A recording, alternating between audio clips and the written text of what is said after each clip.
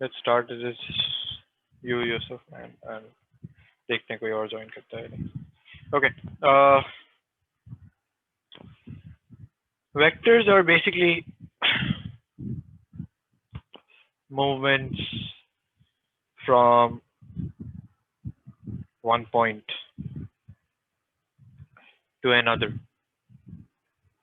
So, yeah, and there are various ways of representing vectors. The first is with a diagram. कि अगर मैं एक vector बनाता हूँ तो उसको इस तरह बनाया जाता है विद एन एरो, जिस तरफ पॉइंट कर रहा होता है इसको हेड कहते हैं, इसको टेल कहते हैं. सही है. Then vectors can be represented with small letters. Okay, I can have a vector called, diagram के ऊपर लिखा हो सकता है, A लिखा हुआ हो सकता है, B लिखा हो सकता है, C लिखा हो सकता है, in any direction. Okay, then I can have capital letters.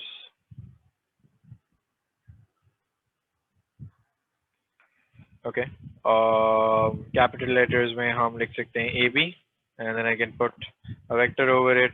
I can say that this is the vector AB, for example. इसमें A जो होता है वो टेल को रिप्रेजेंट करता है और हेड को रिप्रेजेंट कर रहा होता है. सही है. Then I can also have column vectors.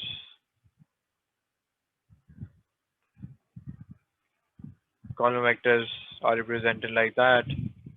This tells you the movement in X,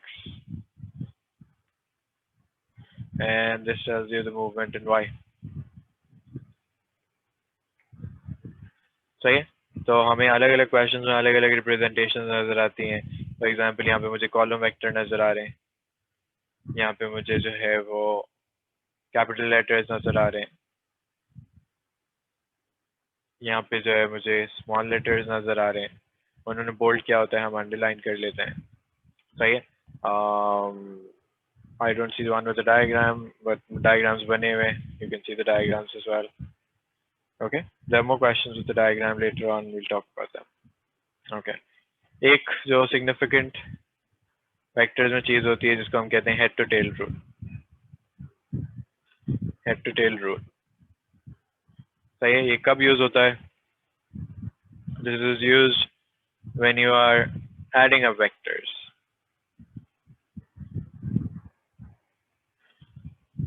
Okay, and how do you use a head to tail rule? कि the head of the first vector in the addition must match the tail of the second vector, of the next vector. Okay, so for example AB and BC. So I can say that B and B match, therefore this addition is possible, and the result must be what? The result will start from A and will end at C. Okay, that is the first rule that I would tell you. That's called the head to tail rule. हम इसको practically apply करके देखते हैं rather than guessing what it means. I have a question here that very appropriately has this concept.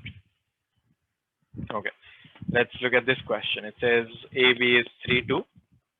So I've defined different movements for you, and CD is this. So I have 3 types of vectors, and I'm asking you to go from A to D. I know that I can't go from A to D. I can just go from A to B. But can I move on from B? Yes, I can move from B to C. So this addition is possible. Then if I want to end up at D, I can also add up CD to it. So this will give me what? This will give me a total of AD. I'm starting with the first letter and ending on the last, and I see that B matches, and then C also matches. So what I applying? I'm applying the head to tail rule and I'm adding up vectors together. So I'm going to say 3, 2 plus 6 minus 2 plus minus 7 minus 3. That gives me what? That gives me 3 plus 6 minus 7 and 2 minus 2 minus 3. So I get 2 and I get minus 3. So that is my vector AD. I've combined AB, BC and CD to end up with AD. So yeah, and this is an application of the head to tail rule. Okay. Then it says that find this. This is what we call the magnitude of a vector. Magnitude of a vector is represented with these bars. Okay, these bars represent magnitude. किसका magnitude निकालना? Magnitude का formula क्या होता है? Okay, let's go up and write the magnitude formula. Then we're going to come back to page number 8. Okay, let's write down here. Magnitude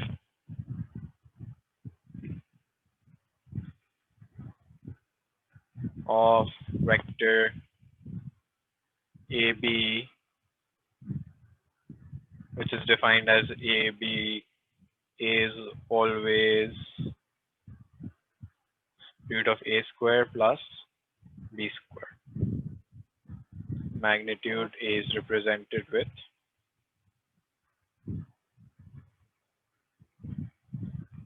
bars. Okay.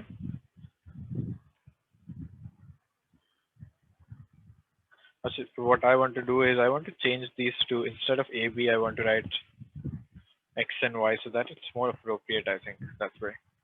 अभी ज़्यादा confusion create कर देगा अगर मैं AB लिखूँगा तो. So write this as X and Y. Okay. So what happens here is कि मुझे अगर इसका magnitude निकालना है तो मैं कहूँगा कि BC का magnitude जो हो जाएगा वो root of 6 square plus minus 2 square. That gives me 36 plus 4, which is 40. I can write it as 2 root 10 if I want. Okay. Then I have given that A is the midpoint of BC. Find AE. I'm trying to find the midpoint. I'm trying to find E, that is the midpoint of BC. Whenever you're confused about what the question is talking about, you draw a diagram. आपने कहा एक diagram बना लेते हैं. ये B से C तक का diagram है और उसके बीच में जो है वो E आ रहा है. अब मुझे पता चल गया कि BC जो है BE जो है वो half of BC होगा. What is BC? BC is 6 and minus 2. So BE should be what? It should be 3 and minus 1. ये मैंने derive कर लिया यहाँ पे. अब मुझे कहाँ से कहाँ तक जाना है? मुझे जाना है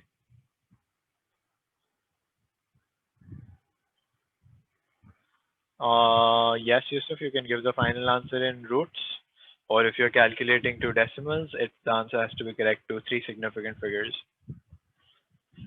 Okay. अब मुझे कहाँ से कहाँ तक जाना है? A से E तक. तो मैं क्या कहूँगा कि भाई मुझे तो पता है A से B तक.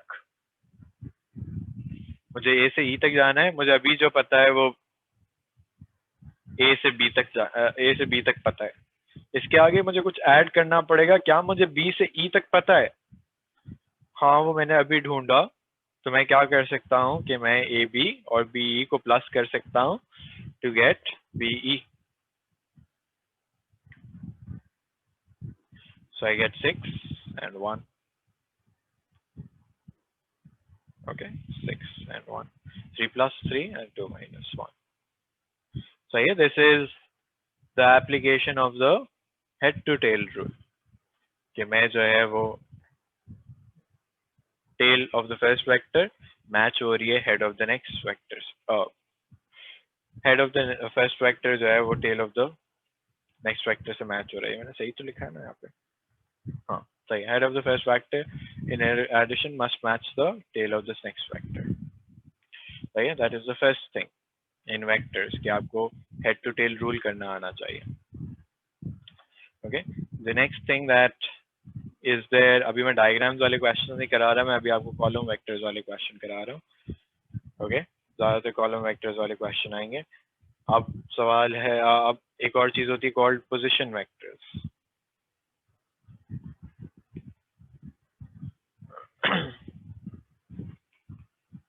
यहाँ पे पोजीशन वेक्टर्स होते क्या है? कोऑर्डिनेट्स ऑफ एनी पॉइंट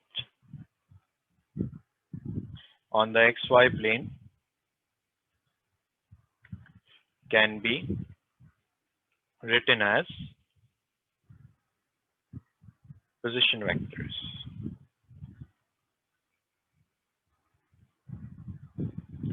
सही है? For example,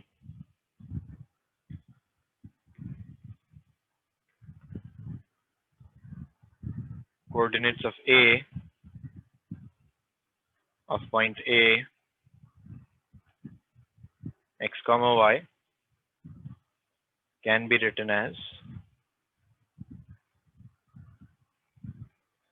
OA. Coordinates of OB, coordinates of B, P comma Q, can be written as OB. सही है? इसको लिख सकते हैं PQ. Okay, so OB and OA are position vectors. अब जो मैं आपको बात बता रहा हूँ, that is probably the most important thing in this thing, and it's called breaking down vectors. Vectors into position vectors. अब मैं head to tail rule से एक चीज derive करके आपको डायरेक्ट बता रहा हूँ। मैं आपसे क्या कह रहा हूँ कि when you want to break down AB, for example, you can break it down into OB minus OA. Similarly, for example, if you want to break down XY, you can break down XY into OY minus OX. If you want to break down CD, you can break it down into OD minus OC. तो जहाँ पे position vectors इस question में involve हो, तो आपने क्या करना है, उधर आपने ब्रेक डाउन करना सोचना है कि how do I break down these vectors. Okay, you can break down any vector into its position vectors. For example हम जो है वो यहाँ पे देखते हैं पहले.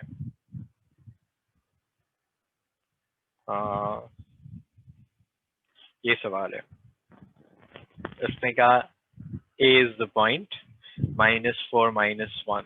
तो मेरे दिमाग में फौरन से क्या आना चाहिए कि OA की बात कर रहा है भाई, ये बात कर रहा है OA की. और अच्छा वैसे इस क्वेश्चन में, अच्छा ये वाला क्वेश्चन अभी छोड़ दिया, आई मेस्ड अप, ये वाला है, सॉरी. ओके, ये कहता है the position vector OA of a point is -4 -7, ये उसने बता दिया. ओके, और उसने AB बता दिया. Find the position vector OB. तो अब मुझे पता है कि अगर AB दिया हुआ है तो AB जो है वो ब्रेक डाउन हो सकता है. AB को ब्रेक डाउन कर सकते हैं. Can I say that this is OB minus OA. किसके बराबर है? 6 - 3 के. क्या मुझे इनमें से कोई एक पता है? बिल्कुल मुझे OA पता है, तो मैं OA को OA की जगह फिट कर देता हूँ. मैंने OA की जगह इसको फिट कर दिया. What do I get? I get 6 - 3 plus -4 7. सही है? तो breaking down vectors is very important. It helps you solve questions quickly without thinking. अब AB है तो break down होके OB minus OA बन गया. उसने कहा find the magnitude of AB. हमें पढ़ा था अभी magnitude क्या होता है. magnitude का ये फॉर्मूला होता है, तो मैं लगा देता हूँ 6 square plus -3 square. तो ये बन गया 36 plus 9, which is root of 45. Okay, root of 45 is 3√5.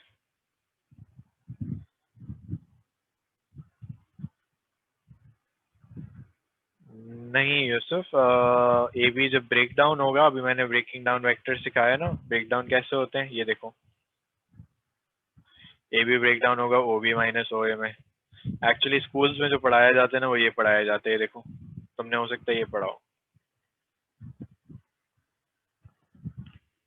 तुमने ये पढ़ा होगा, AO प्लस OB पढ़ा होगा। उसको डायरेक्ट याद रखना है तो ये होता है AB ब्रेक डाउन होता है OB माइनस OA में,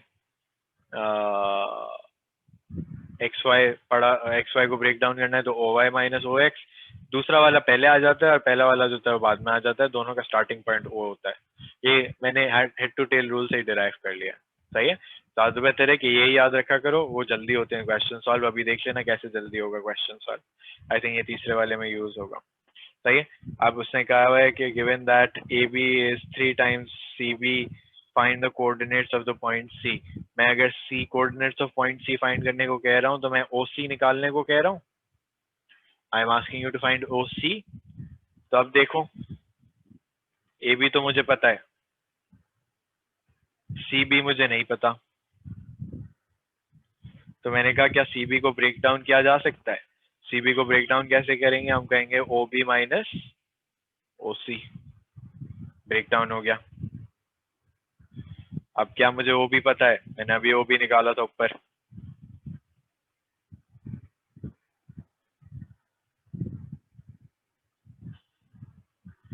सही है। 3 मार्क का सवाल होगा, 2 मार्क का, सही है।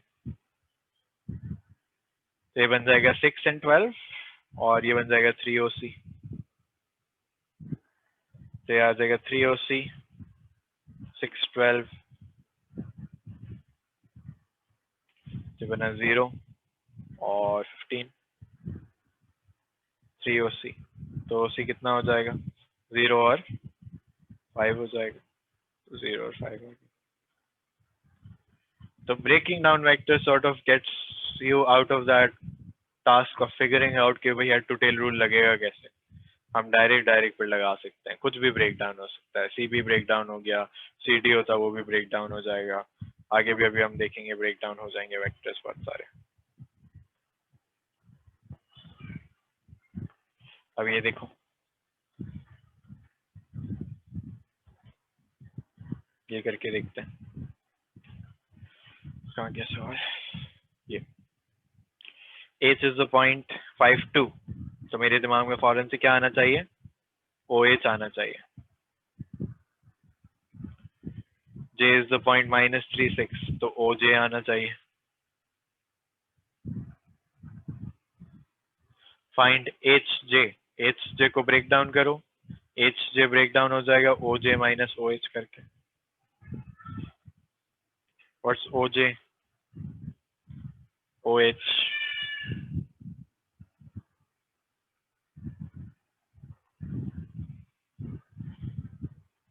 okay, magnitude of HJ।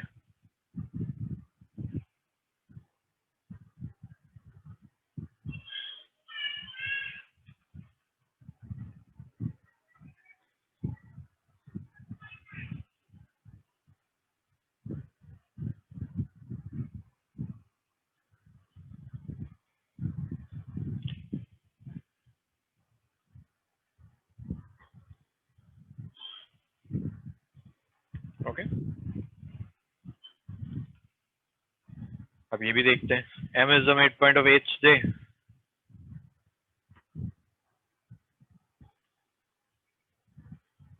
find the position vector of M, तो मैंने कहा OM निकालना है, सही है। तो मैंने सोचा कि भाई OM निकालना है तो OM के साथ कोई और एक लेटर इन्वॉल्व होना चाहिए। अगर HJ जो है वो -8 4 था तो HM कितना होगा, HM जो होगा उसका आधा हो जाएगा। अब मुझे बताओ HM को ब्रेक डाउन कैसे करेंगे, तो हम कहेंगे कि OM माइनस OH, हो गया ब्रेक डाउन भी। OH कितना है, 5 2 है, OM निकालना है।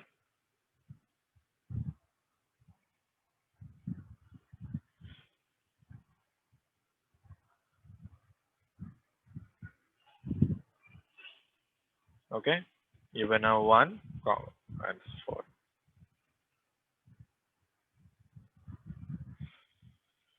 सही। Do you both understand the first part of vectors that I've explained to you? There are more questions that I have, but I don't want to drag this idea because I think मैंने बहुत दफा breaking down vectors आपको सिखा दिया. I think that's the most important part. अगर ये वाला सवाल आता है तो ये ज़्यादा simple होता है करना. Diagrams वाले questions जो होते हैं वो थोड़े से challenging होते हैं. सही है? Okay. अब मैं move कर रहा हूँ to the next type of question, and that is the one with a diagram. सही है, मैं कोई diagram वाला थोड़ा simple सवाल पहले देख लेता हूँ. Okay. ये सवाल देखते हैं. This is an old question. It's from June 2008. Okay. अब whenever you're talking about these questions and it says express as simply as possible, तो आपने जो paths defined होती है ना उन्हीं को trace out करना होता है. सही है? पहले हम देख लेते हैं वो क्या क्या कहता है. उसने कहा in the diagram OT is 3 times OP. So I'm talking about OT is 3 times OP. अगर OP जो है वो P दिया हुआ है तो ये PT जो होगा वो 2P होगा, मिला के जो होगा ये 3P होगा. एक बात मुझे याद रह गई कि भाई चलो ये जो है वो मुझे पता है. PQ उसने कहा हुआ है Q है, एंड उसने कहा Q is the mid point of PR. तो इतना और Q हो जाएगा, मिला के जो हो जाएगा वो 2Q हो जाएगा. सही है. अब मैं इनमें पहला काम क्या करता हूँ, मैं ब्लू से वो ट्रेस आउट कर देता हूँ वो सारा ट्रायंगल जो मुझे पता है. जब भी मैं एक्सप्रेस करने जा रहा होता हूँ तो मेरा काम क्या होता है, उन पाथ्स पे चलना जो मुझे पता है. सही है. मैं उन पाथ्स पे नहीं चल सकता जो मुझे नहीं पता. अब OR for example, OR is something that I am asking you to find. ये पाथ मुझे नहीं पता, तो मैं O से R तक कैसे पहुंचूं. मैं ऐसी पाथ पे चलूं जो मुझे पता है. तो मैं क्या करूंगा, मैं यूं जाऊंगा और फिर मैं यूं आगे चला जाऊंगा. तो मैं क्या पाथ ट्रेस आउट कर रहा हूं, मैं कह रहा हूं कि मैं पहले P चल रहा हूं और फिर 2Q चल रहा हूं. एक पाथ ट्रेस आउट हो गई फॉर OR. तो मैंने कहा कि OR भी चलो मेरे पास आ गया, मैं इसको डायग्राम के ऊपर लिख देता हूं. This is P plus 2Q. सही है. कौन सी पाथ अभी ट्रेस आउट नहीं हुई, QS ट्रेस आउट नहीं हुई, RS नहीं हुई और RT भी नहीं हुई. ओके. अब RT ट्रेस आउट करने को वो कह रहा है R से T तक आना है. अब R से T तक भी मुझे रास्ता नहीं पता. मैंने कहा कि मैं R से पहले P पे चला जाता हूँ या मैं R से O पे चला जाता हूँ और फिर O से जो है वो मैं आगे चला जाऊंगा. सही है. मैं ये भी कर सकता हूँ. मैं R से O पे चला जाता हूँ. R से O पे जाने के लिए क्या रास्ता लेना पड़ेगा, उल्टा रास्ता लेना पड़ेगा क्योंकि अभी तो ये OR था. उल्टा रास्ता आऊंगा तो मैं लिखूंगा -P - 2Q और फिर आगे जाऊंगा. कितना आगे जाऊंगा, 3P आगे चला जाऊंगा. नेट बना के कितना बना, ये बना 2P - 2Q बन गया. यहाँ से आता, इस रास्ते से आता तो भी -2Q और ये 2P हो जाता. तो एक और रास्ता ट्रेस आउट हो गया मेरे लिए, ये पूरा वाला. सही है. तो ये सारे रास्ते जो हैं वो ट्रेस आउट हो गए मेरे लिए. कौन सा रास्ता ट्रेस आउट नहीं हुआ, QS वाला. वो अगले पार्ट में करने को कह रहा है. अब Q से S तक कैसे जाऊं, मुझे Q से R तक रास्ता पता है और R से S जाना चाहिए. RS के बारे में वो एक बात कहता है, RS के बारे में वो कहता है कि इट्स 1/6 ऑफ RT. तो क्या मैं कह सकता हूं कि Q से S जाने के लिए पहले मुझे स्मॉल q चलना है. मैंने स्मॉल q चल लिया, उसके बाद मुझे RS चलना है. RS क्या चीज है, उसने कहा RS जो है वो 1/6 ऑफ RT है. RT आपने अभी मुझे बताया था 2P - 2Q. तो ये मिला के कितना हो जाएगा, ये हो जाएगा Q plus P/3 - Q/3 which is P/3 plus 2Q/3. सही है. मैंने इसका एलसीएम ले लिया, मैंने डायरेक्ट एलसीएम ले लिया. Does this question make sense? कि मैं उन्हीं रास्तों पे चल रहा हूँ जो मुझे पता है. अब ये रास्ता भी पता चल गया मुझे, ये बन गया P/3 - 2Q/3 plus 2Q/3. Okay. फिर मैंने कहा write down the value of QS to OR. I am asking you to compare QS and I am asking you to compare OR. QS अभी मैंने निकाला P/3 प्लस 2Q/3 और OR है P plus 2Q. Do I see something matching? Yes, I see something matching. If I were to take 1/3 common from the numerator, अगर 1/3 को common निकालूं तो मेरे पास सेम रह जाता है. इनको कैंसिल कर लेता हूं. यानी इसका मतलब क्या हुआ, जब इनका कोई रेशियो आ जाता है तो हम कहते हैं कि भाई these must be parallel lines which are in the ratio 1:3. They are parallel lines which are in the ratio 1:3. कभी कभार वो आपसे कहेगा, जैसे अगले सवाल में कहता है कि write down 2 facts. वो कहेगा write down 2 facts. तो आप क्या कहेंगे कि QS and OR are parallel lines and they are in the ratio 1:3. Okay, does this question illustrate the ideas of mapping out vectors? Basically, that's what I'm trying to do. I'm trying to construct a map with the roads that I have, and I'm defining the roads with small letters. Just give me a moment. My laptop needs to charge. Any questions?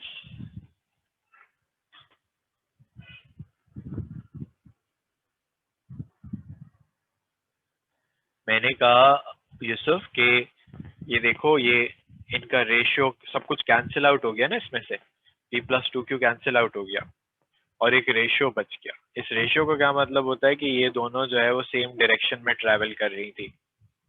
Same direction भी नजर आ रही है, P plus 2Q, P plus 2Q, P plus 2Q. तो मैंने कहा कि these are parallel lines and they are in the ratio 1:3. कि कभी कभार वो सवाल में वो कहता है इस तरह, अगले सवाल में जैसे वो कहेगा write down 2 facts. तो ये 2 facts हो गई, they are parallel and they are in the ratio.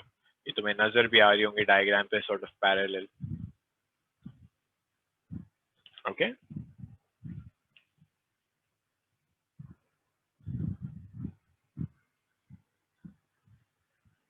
Just remember that कि अगर अल्फाबेट सारे कैंसिल आउट हो जाएं, सिर्फ नंबर्स रह जाएं, तो वो पैरेलल लाइंस होती हैं फिर. Okay, let's move on to the next one. अब यहाँ पे बहुत सारी इंफॉर्मेशन है. पहले तो हम देख लेते हैं कौन से रास्ते हमें पता है. हमें ये वाला रास्ता पता है और हमें जो है वो PQ वाला रास्ता पता है. सही है. अब उसने कहा OQ जो है वो QS के बराबर है. सही है, चलो मैं इसको मार्क कर देता हूँ. OQ का रास्ता भी मुझे नहीं पता.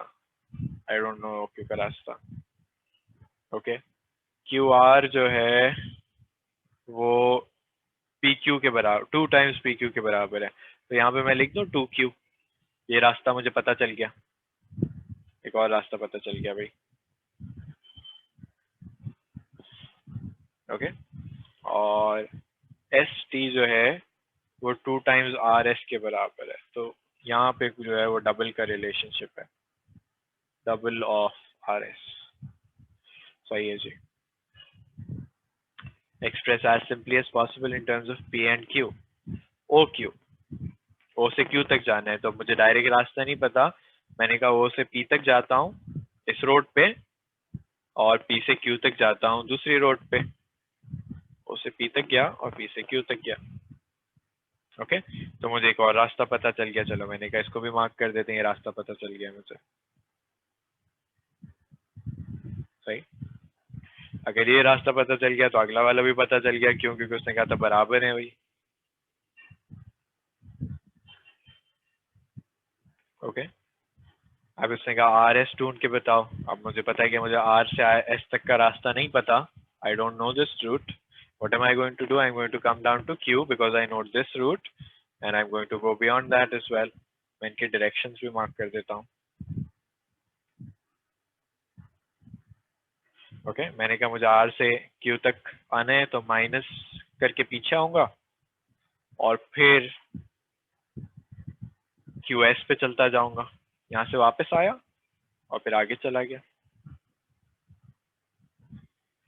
OS, O से S तक जाना है. O से S तक तो सिंपल है, ये तो डबल का रिलेशनशिप है. तो हमने कहा कि 2P plus 2Q हो जाएगा. तो रोड्स मार्क हुई हुई हैं. ओके, O से S तक तो कोई मुश्किल बात नहीं थी. अच्छा जी, और फिर उसने कहा ओ टी निकालो, ओ से टी तक जाओ। अब ओ से टी तक तो बड़ा ही अजीब रास्ता है कोई, क्योंकि ये रास्ता बना हुआ भी नहीं है, मुझे तो यहाँ पे बनाना पड़ेगा रास्ता, और मुझे पता है डायरेक्ट रास्ता नहीं पता, बट मुझे आर एस पता चल गया था ना, मैंने सॉरी ये मार्क नहीं किया क्योंकि मुझे पता चल गया था, मैं यहाँ पे मार्क कर देता हूँ। ये कितना बना था, ये p माइनस क्यू बना था। ओके, इसको मैं लिख देता हूँ p माइनस क्यू है।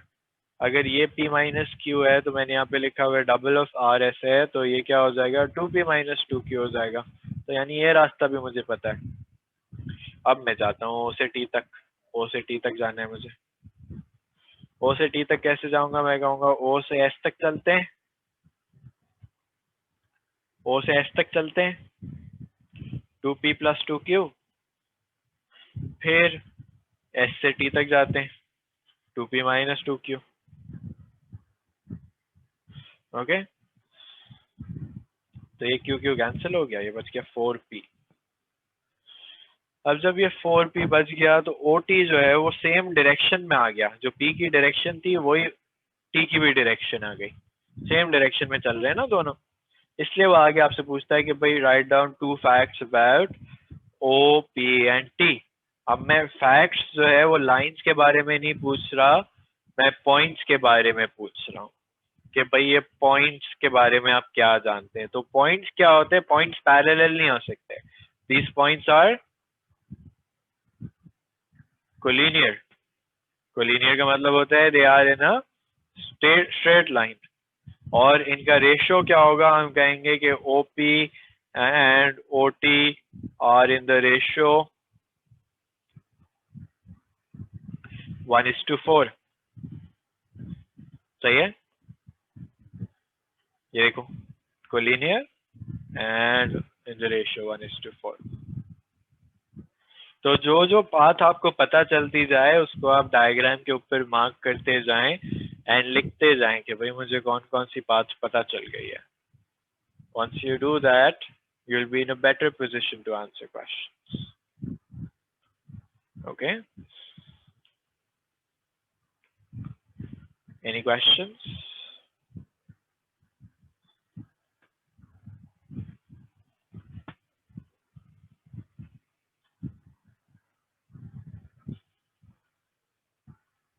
Let's look at this one.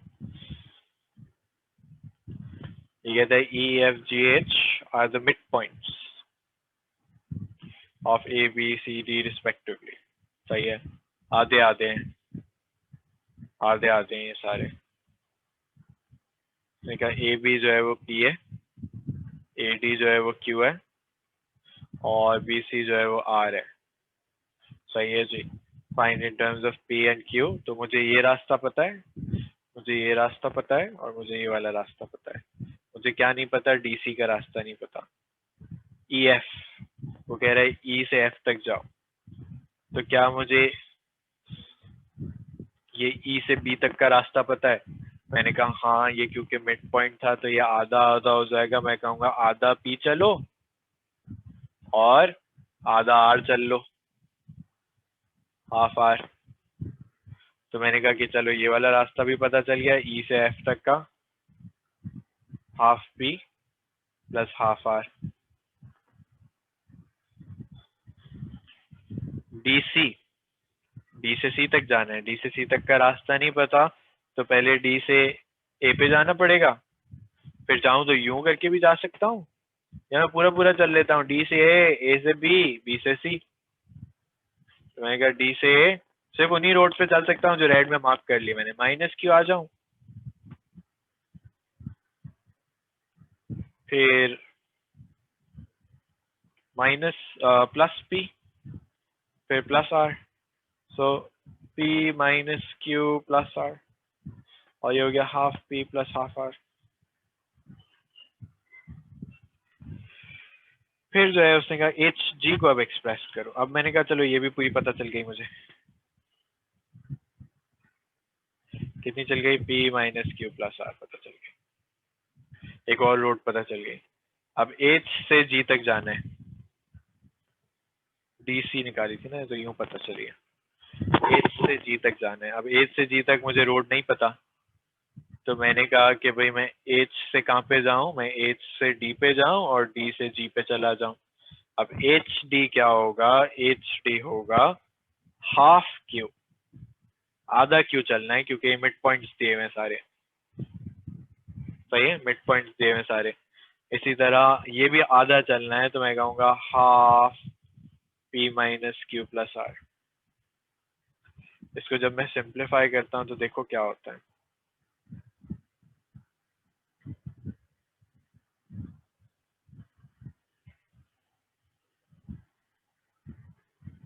ये बच रहा है half P plus half R, this is half P plus half R। Okay, क्या नजर आया मुझे कि जब मैंने ये वाला निकाल लिया तो मुझे ये नजर आया कि ये वेक्टर और ये वेक्टर जो हैं वो बराबर हो गए। हो सकता है कि वो कुछ पूछेगा, वो पूछ रहा है ये रहा। EF और HG के बारे में क्या बता सकते हो, तो हम कहेंगे कि they are parallel and they are equal.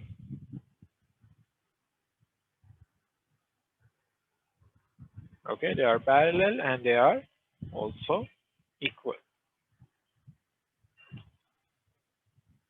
Okay.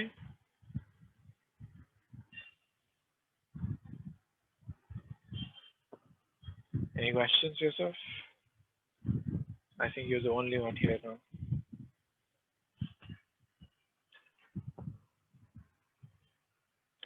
Okay.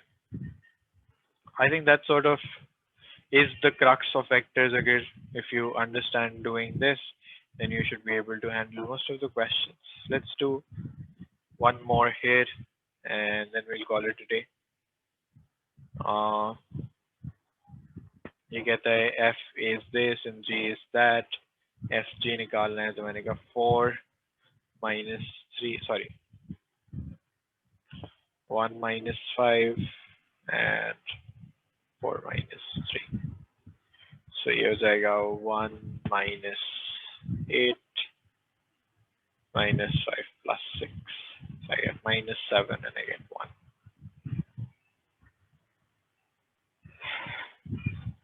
Then Petra writes this.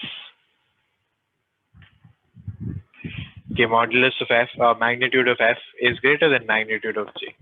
पहले मैं magnitude of F निकाल लेता हूँ. Let's see what happens. That gives you 5. Magnitude of G.